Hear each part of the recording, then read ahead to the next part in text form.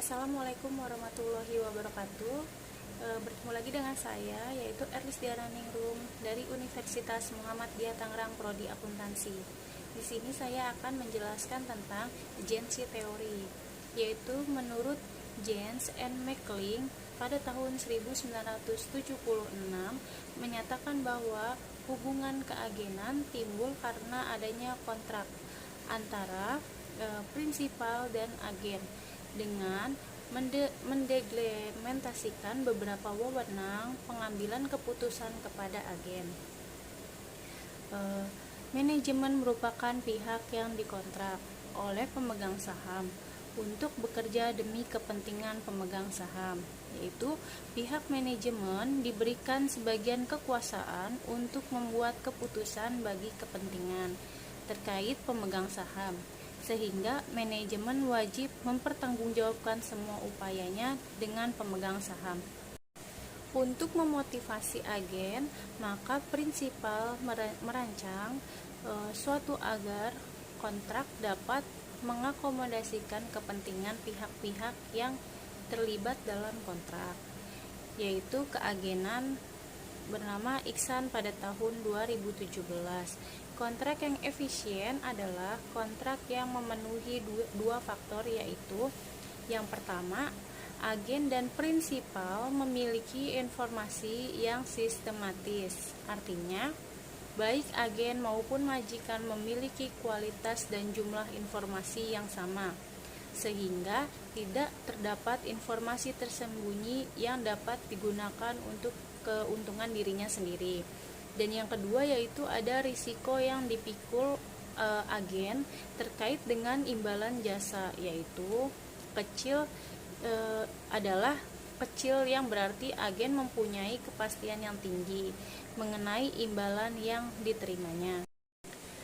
Pada kenyataan informasi sistematis tidak pernah terjadi karena manajer berada di dalam perusahaan, sehingga manajer mempunyai banyak informasi mengenai perusahaan, sedangkan prinsipal sangat jarang atau bahkan tidak pernah datang ke perusahaan, sehingga informasi yang diperoleh sangatlah sedikit.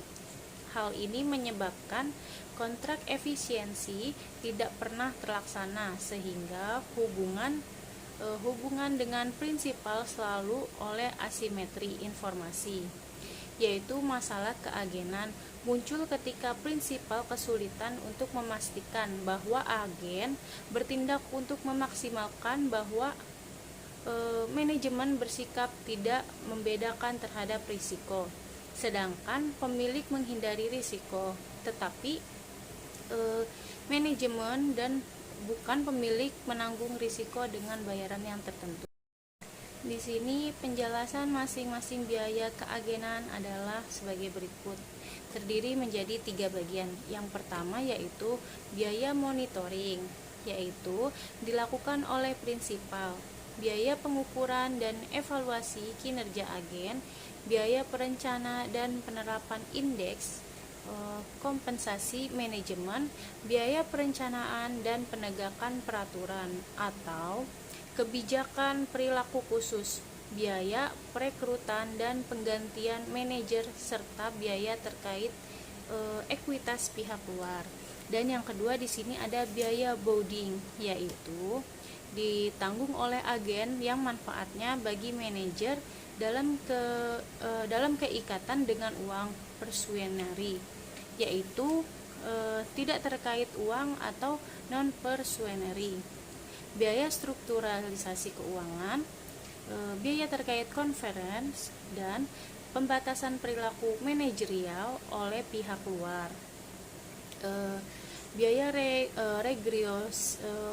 reorganisasi kas yang ditahan, serta biaya kerugian investasi. Dan yang ketiga yaitu kerugian residual loss, sebagian pengurangan kekayaan prinsipal, risiko yang ditanggung atas hutang belum dilunasi, dan biaya kebangkrutannya.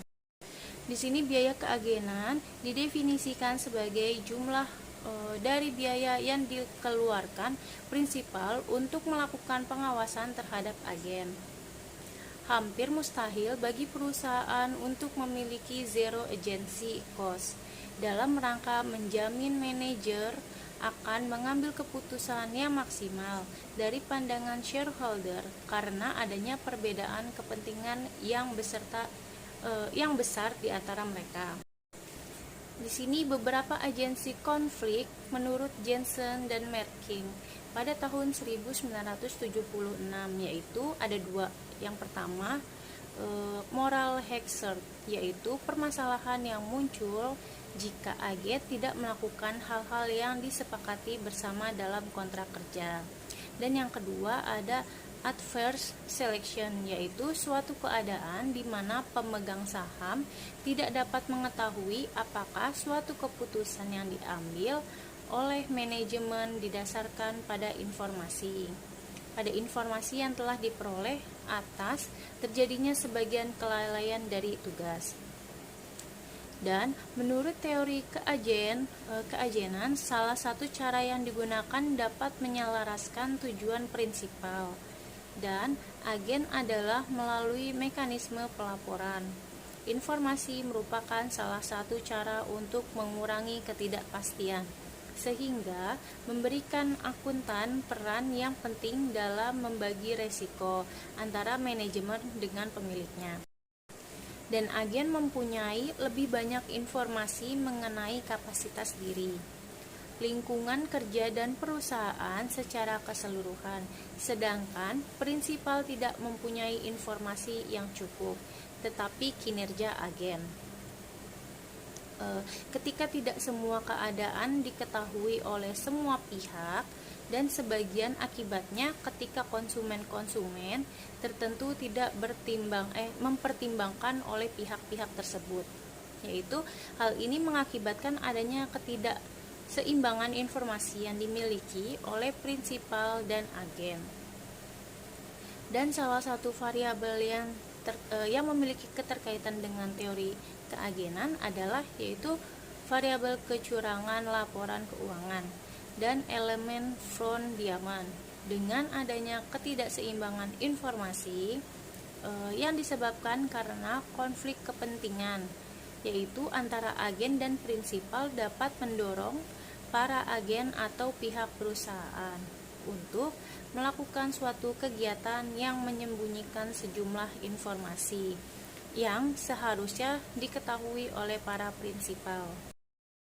Sekian penjelasan dari saya mengenai agensi teori. Kurang lebihnya mohon maaf. Wabillahi taufik wal hidayah. Wassalamualaikum warahmatullahi wabarakatuh.